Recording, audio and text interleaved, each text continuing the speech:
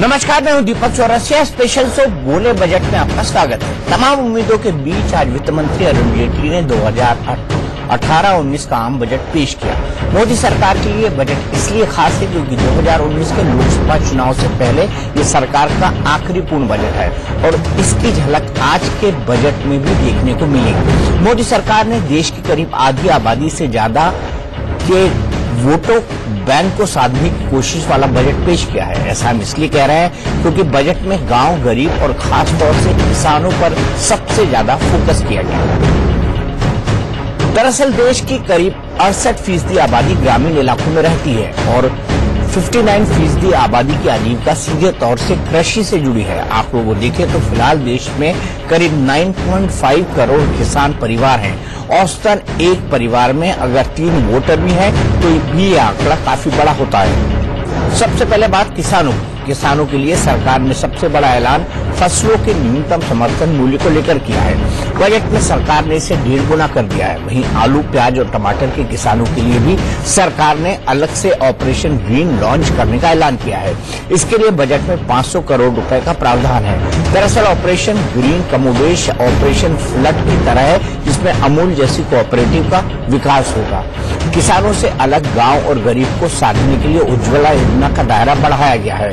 इसके अलावा 2022 तक हर गरीब को घर देने का लक्ष्य रखा है। बजट में सरकार ने गरीबों के लिए नेशनल हेल्थ प्रोटेक्शन योजना की शुरुआत की है। इसके तहत करीब 10 करोड़ गरीब परिवारों को 5 लाख तक के कैशलेस इलाज की सुविधा मिलेगी। ये आंकड़े और ये तमाम ऐलान चुनावी बजट की तरफ इशारा कर रहे हैं। वैसे भी सरकार को इस तरह के बजट की बड़ी दरकार थी क्योंकि आज ही राजस्थान में बीजेपी को बड़ा झटका लगा। 2 लोकसभा और 1 विधानसभा सीट पर हुए उपचुनाव में उसे कांग्रेस से करारी शिकस्त मिली। ऐसे में सवाल ये है कि क्या मोदी सरकार को ये बजट 2019 में जीत दिला पाएगा? इस पर चर्चा के लिए हमारे साथ एक बड़ा पैनल मौजूद है।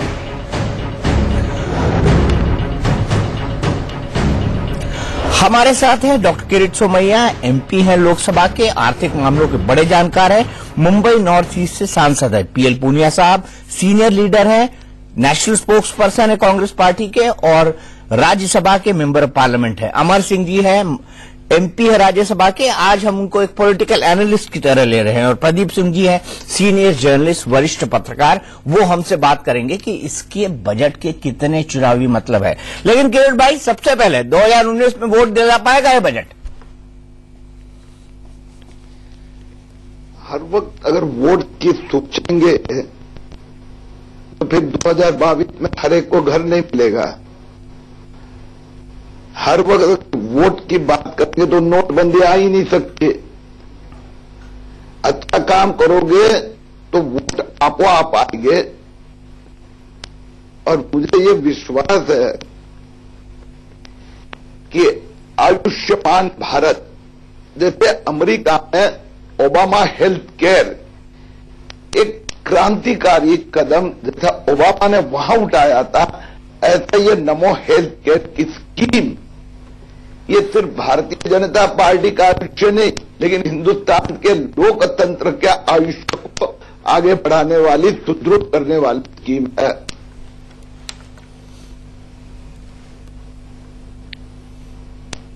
सीधे चलता हूं पूनिया साहब के पास। पूनिया साहब, नया नाम भी दे दिया गया है, नमो केयर स्कीम, नमो हेल्थ केयर। कांग्रेस को क्या लगता है, ये बजट 2019 के लिए आपकी राह मुश्किल करेगा? नहीं, हम ऐसा नहीं समझते क्योंकि यूपीए सरकार में भी हेल्थ इंश्योरेंस स्कीम लागू की गई थी और अब जो स्कीम लागू की गई है बहुत व्यापक है।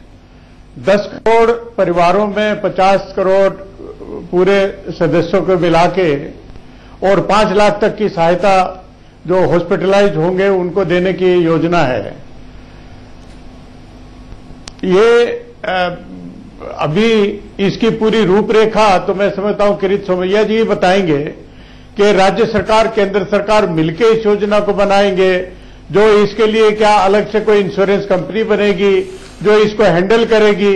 एक इंश्योरेंस अक्सर लोग कहते हैं क्योंकि इसमें बजट का प्राविधान कहां पर किया गया है इसके बारे में भी कोई जानकारी नहीं हो, क्योंकि इतनी बड़ी स्कीम है तो उसमें बड़ा बजट होगा।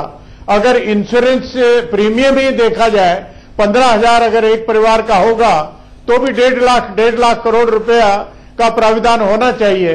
वो कहीं दिखाई नहीं देता। इंप्लीमेंट हो, लोगों तक सुविधा पहुंच जाए तो हम माने, लेकिन अगर वैसे अन्य योजनाओं की तरह से खाना पूर्ति होकर रह जाएगी तो ये बड़ा दुर्भाग्य होगा और इसका लाभ पार्टी को कोई मिलने वाला नहीं है अगले चुनाव में। किरीट सोमैया जी, मैं आपसे जानना चाहता हूं, एक बड़ा सवाल ये उठ रहा है कि आप जिस कॉन्स्टिट्यूएंसी से आते हैं, मुंबई नॉर्थ ईस्ट, उसमें बड़ी संख्या में मिडिल क्लास वोटर होंगे। किरीट जी जुड़े हुए हैं हमारे साथ। हाँ, तो किरीट भाई, ऐसा है कि मैं वापस, हाँ जी, मिडिल क्लास को बहुत कम मिला है, ऐसा जनरली ऑब्जर्वर्स का मानना है। आपका क्या रिएक्शन है इस पर? एकदम सही बात कही। मैं मिडिल क्लास, और जैसे आपने कहा कि मेरी मुंबई नॉर्थ ईस्ट कॉन्स्टिट्यूएंसी, तो देखो शहरी विभागों में भी दीपक भैया 50% लोग, ये जो हम बोले lower middle class, working class या झुग्गी झोपड़ी में रहने वाले हैं। ये जो आयुष्मान भारत, तो एक उदाहरण दिया मैंने, ये 50% लोगों को कवर करेगा। आजकल आप जानते हो अस्पताल, बीमारी भी महंगी हो गई है। अच्छा, पुनिया जी का ये जो उन्होंने जो प्रश्न पूछा वो एकदम एप्रोप्रिएट है। उनकी जिम्मेदारी है विरोधी पक्ष के नाते पूछना है पैसा कहां से लाओगे। तो मैं एक सिंपल आप जवाब दे रहा हूं। देखो, लॉन्ग टर्म कैपिटल गेन ये सालों से हिंदुस्तान में था। चिदंबरम कांग्रेस की सरकार ने ये stock exchange capital market index ऊपर जाए, इसके लिए capital gain tax, long term capital gain tax हटा दिया। आज वापस वो 10% कैपिटल गेन टैक्स लगाया। आप जानते हो गए साल में कितने लोगों को इसका फायदा हुआ? ओनली 3,77,000 इंडिविजुअल्स, इन्होंने इसका बेनिफिट लिया। यानी इंडिविजुअल 3 लाख के ऊपर है। लोगों को अगर 3,77,000 करोड़ का कैपिटल गेन हुआ, 10% खाली सरकार उसमें से लेगी। मैं अगर सबसे पैसे वाले 1,00,000-2 लाख लोगों के पास से 10% यानी 37,000 करोड़ लेके या आयुष्मान भारत के लिए लगाने की अरुण जेटली की योजना है, तो पैसे कहां से आएंगे बता दिया। 1,50,000 वेलनेस सेंटर बनेंगे, जहां पर ये पहली जो हेल्थ इंश्योरेंस वाले पहले वहां इंट्रोड्यूस हो गए। तो मीनिंग ये है कि जो शहरों में रहने वाले भी 50% डाउन ट्रोडन कवर हो गए, गांव में रहने वाले भी कवर हो गए। तो मोदी जी ने 50% लोअर हाफ जो है उनको स्पर्श किया है। ठीक है, लोअर हाफ को उन्होंने एड्रेस किया है। लेकिन पहले कहते थे दलित समुदाय, आदिवासी, गरीब वर्ग, वो कांग्रेस के हाथ को जानता है, लेकिन अब उनके पास बीजेपी का साथ हो गया है। पूनिया जी, ये तो आपके वोट बैंक को पूरी तरह खत्म कर देगा।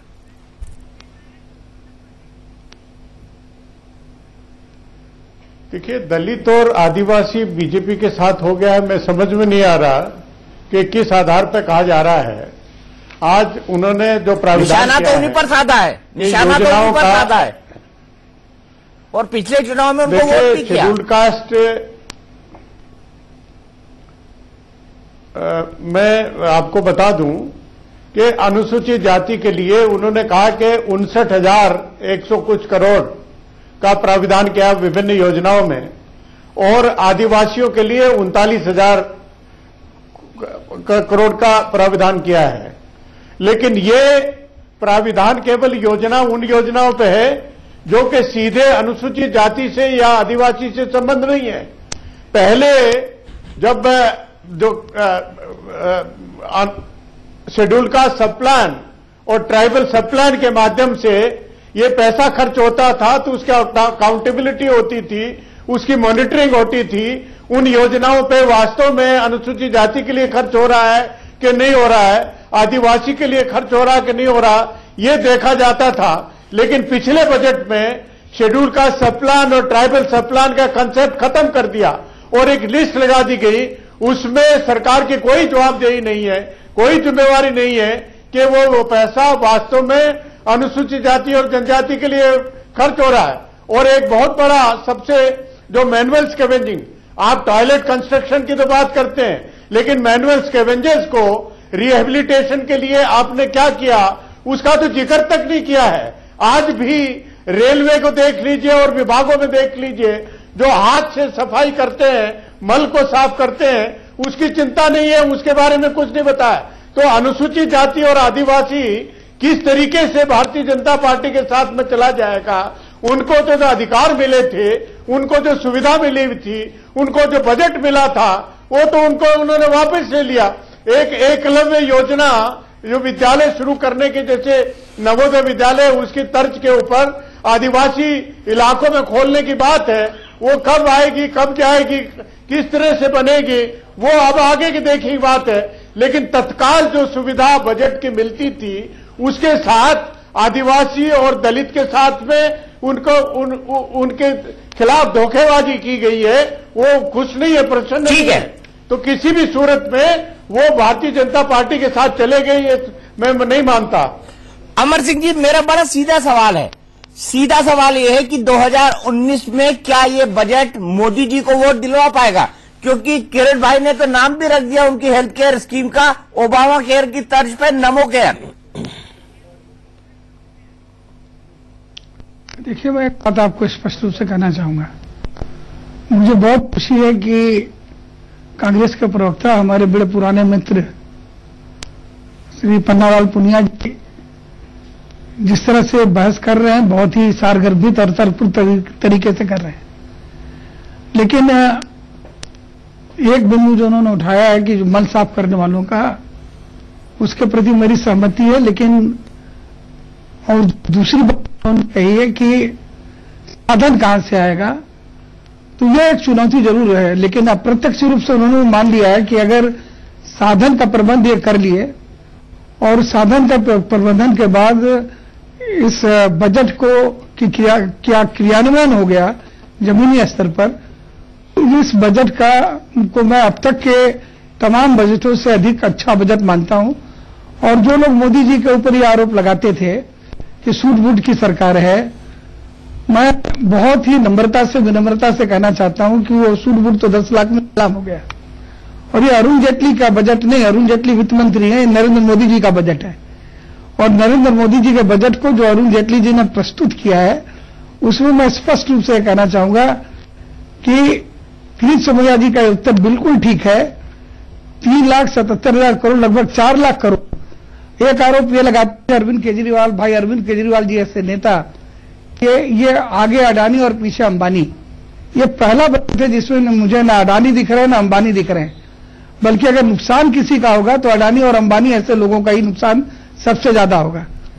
और नुकसान भी नहीं होगा, जैसा किरीट भाई ने कहा है, जब 1% लोग हैं हिंदुस्तान की आबादी के मुकेश अंबानी, और एक साल में, एक तिमाही में कई हजार करोड़ रुपया वो कमाते हैं, खाना 2 रोटी सबको है, तो अगर 10% उनके उधर से निकाल करके गरीबों को दे दिया जाए, अगर अडानी के उधर से निकाल करके, टाटा के उधर से निकाल करके, बिरला के उधर से निकाल करके गरीब को उधर में डाल दिया जाए, तो उनकी सेहत पर फर्क नहीं पड़ेगा, लेकिन उस गरीब के ऊपर बहुत ज्यादा उसका असर पड़ेगा। तो 4 लाख, लगभग 4 लाख करोड़ रुपया जो इस तरह से मुफ्त अब तक की तमाम सरकारें देती रही हैं, और कोई बजट ऐसा बता दीजिए जिसमें उद्योगपतियों का हिंदुस्तान इम्प्रिंट ना हो, वो एक पहला बजट है। इस बजट के बारे में आप कह सकते हैं, यहां तक कि उद्योग में भी जो सुविधा दी गई है, 100 करोड़ रुपया के टर्नओवर वाले कंपनी को 250 करोड़ रुपया तक के टर्नओवर वाले कंपनी 100 करोड़ की राशि 250 करोड़ कर दी गई है, ताकि मध्यम श्रेणी के में कई अडानी, कई अंबानी की उत्पत्ति हो। सिर्फ धन 1-2 कॉर्पोरेट हाउस में, ठीक है, जिस तरह से नाइजीरिया में धनकोटे परिवार है, वो नहीं रहे। इस तरह का एक समग्रता का बजट बनाया गया है। चुनौती सिर्फ ये है इसके क्रियान्वयन की।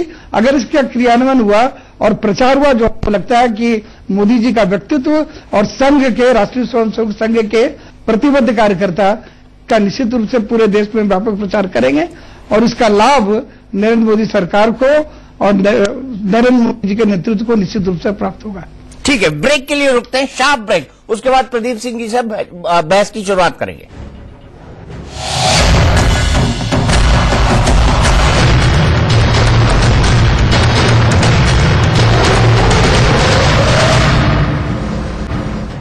ब्रेक के बाद बोले बजट में आपका एक बार फिर स्वागत है। 2019 से पहले मोदी सरकार के आखिरी पूर्ण बजट में गांव, गरीब और किसानों के लिए तो सरकार ने पिटारा खोल दिया, लेकिन मिडिल क्लास को इस बजट में सरकार ने अनदेखा कर दिया। कैसे, अब वो आपको दिखाते हैं। मिडिल क्लास ये उम्मीद कर रहा था कि इस बार बजट में उसे इनकम टैक्स स्लैब में छूट मिलेगी, लेकिन ऐसा कुछ नहीं हुआ। हालांकि स्टैंडर्ड डिडक्शन के तहत सरकार ने एक हाथ से 40,000 की छूट दी, तो वहीं ट्रांसपोर्ट और मेडिकल भत्ते की छूट को खत्म कर दिया। इसके अलावा इनकम टैक्स पर शिक्षा और स्वास्थ्य सेस 3% से बढ़ाकर 4% कर दिया। पेट्रोल और डीजल पर जितनी एक्साइज ड्यूटी घटाई, उतना ही रोड सेस लगा दिया। यानी इस बजट से मिडिल क्लास के हाथ में कुछ लगा नहीं।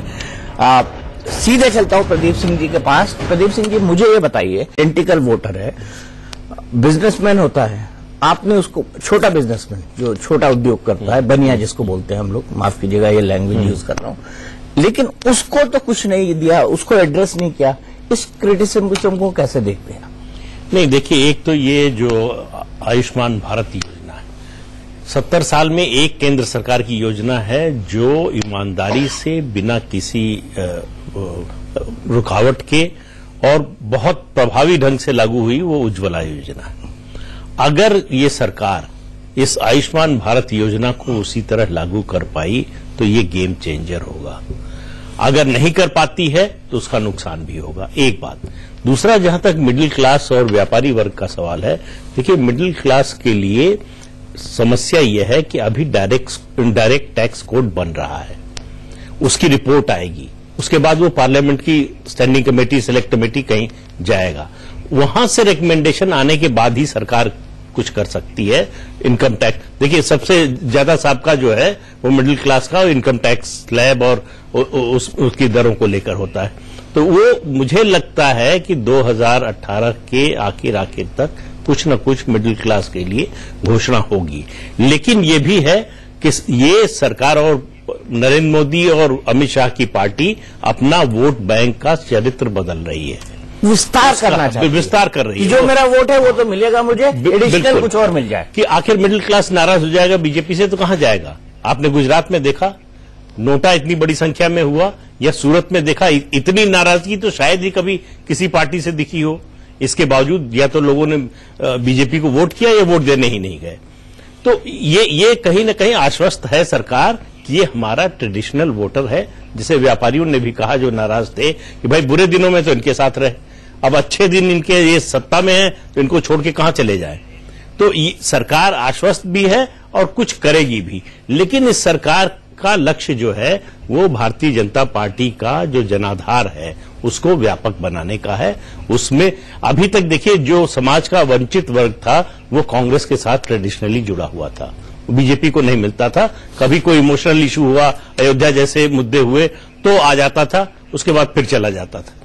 अब नरेंद्र मोदी पिछले 4 साल से ये कोशिश कर रहे हैं कि ये वंचित वर्ग कांग्रेस के साथ जिस तरह से था ट्रेडिशनली, अब बीजेपी के साथ आ जाए। तो उसके लिए योजनाएं, ये बजट देखिए, मुझे लगता है कि पिछले 25, 30, 40 सालों में कृषि क्षेत्र की समस्याओं को एड्रेस करने के लिए पहली बार गंभीरता से इतने कदम उठाए गए। अब वो उसका असर क्या होगा, ये उसके इम्प्लीमेंटेशन पर डिपेंड करता है कि किस तरह से लागू करते हैं और लोग उसको किस तरह से लेते हैं। लेकिन सरकार जो है, ये नरेंद्र मोदी और अमित शाह जो है, वो कई एक्सपर्ट्स हैं, विश्लेषक हैं, जिनका मानना है कि लेफ्ट का वेलफेयरिज्म और राइट विंग का, दक्षिण पंथ का नेशनलिज्म, ये दोनों को मिलाकर चल रही है। कि डेवलपमेंट की भी बात करो। डेवलपमेंट पर बहुत से ऐसे लोग हैं जो नेशनलिज्म पर या धर्म के मुद्दे पर आपके साथ नहीं आएंगे, लेकिन डेवलपमेंट के मुद्दे पर आसानी से आपसे जुड़ जाएंगे। तो उनको साथ लीजिए और जहां जरूरत पड़े वहां धर्म और राष्ट्रवाद का भी इस्तेमाल कीजिए। तो ये जो डबल प्रॉन्ग्ड स्ट्रेटेजी है भारतीय जनता पार्टी की, वो अभी तक काम कर रही है। 2019 में क्या होगा ये बात की बात है, लेकिन जिस तरह अभी विपक्ष बटा हुआ है और जिस तरह कमजोर नजर आ रहा है, उसमें बहुत ज्यादा संभावना नहीं लगती। लेकिन अभी 1.25 साल बाकी है, कुछ भी हो सकता है राजनीति में। राजनीति संभावना के खेल है, लेकिन फिलहाल जो सटीक विश्लेषण देखने को मिल रहा है वो ये है कि बीजेपी अपना वोट बेस अब बढ़ाना चाहती है और उत्तर प्रदेश में इसको बकायदा उनको फायदा मिला, उत्तराखंड में फायदा मिला। पूनिया साहब, मैं स्ट्रेट सवाल करना चाहूंगा। आपने किसानों की बड़ी बात की, आपने आम आदमी की बड़ी बात की, आपने MS स्वामीनाथन कमेटी की रिपोर्ट 2006-7 के आसपास ली, 2007 में उसको इंप्लीमेंट हो जाना था। क्या कारण था कि मिनिमम सपोर्ट प्राइस को आपने 1.5 गुना नहीं किया जो स्वामीनाथन कमेटी की रिकमेंडेशन थी?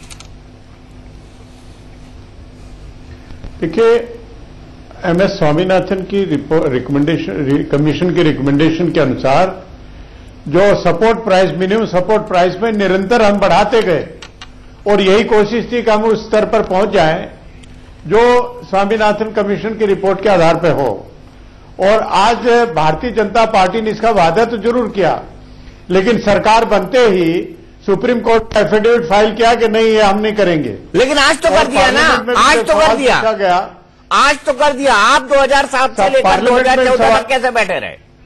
आप बताते हैं और बाद में पार्लियामेंट में भी कहा कि नहीं, हम इस तरह से नहीं कर सकते। अब इन्होंने यू टर्न लिया है, अच्छी बात है। हम चाहते हैं कि किसानों को ज्यादा से ज्यादा लाभ मिले, लेकिन इसके माध्यम से अभी अगर वित्त मंत्री जी की स्पीच को पढ़ेंगे, उसमें लिखा है कि रबी की फसलों के लिए वो स्वामीनाथन कमीशन की रिपोर्ट के हिसाब से लागत का 1.5 गुना लागू कर चुके हैं और खरीफ में हम लागू कर रहे हैं, इसी तरह से लागू करने जा रहे हैं। रबी मुख्य फसल है और किसान को पता भी नहीं लगा कि वो उनको लाभ मिल चुका है। वो चुपके से किस तरह से कर दिया। तो मैं समझता हूं कि ना तो इन्होंने उनको कॉन्फिडेंस में लिया कि आपकी लागत कितनी है, उसका लागत का 1.5 गुना कितना बनता है, उसके हिसाब से कितना MSP फिक्स हो गया है, क्या वो वास्तव में 1.5 गुना पूरा होता है कि नहीं होता है। तो ये एक तरफा अचानक चुपके कह रहे कि हमने अपना आश्वासन पूरा कर लिया, मना करते करते कहा कि हमने पूरा कर लिया। तो इसको तो विस्तृत विश्लेषण की आवश्यकता होगी। ठीक है, किसान को लाभ पहुंच गया फिर भी वो समझता रहा और फिर आत्महत्या करता रहा, ये कैसे संभव है।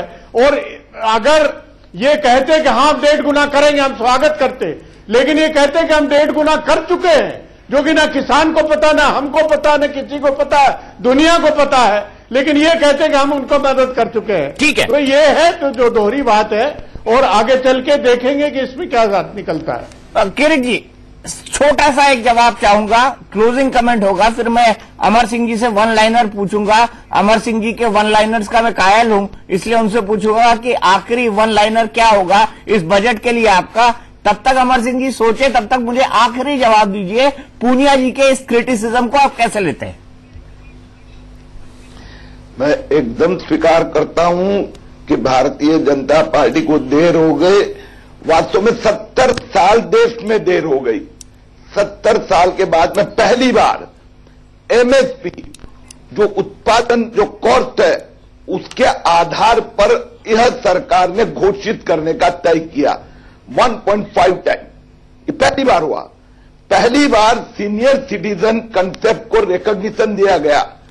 सीनियर सिटीजन के लिए, वरिष्ठ नागरिकों के लिए विशेष योजना है। पहली बार आयुष्मान भारत, मैं पूनिया जी से सहमत हूं कि हमें 3 साल देर हो गई, लेकिन भैया 70 साल देश को देर हो गई। हां, पूनिया जी के ये पॉइंट में तथ्य है, इंप्लीमेंटेशन करना होगा। इंप्लीमेंटेशन नहीं होगा तो ये गति यहीं रुक जाएगी और इसके लिए आप हमारे पे दबाव लाते रहिए, हम इसको इंप्लीमेंट करके दिखाएंगे।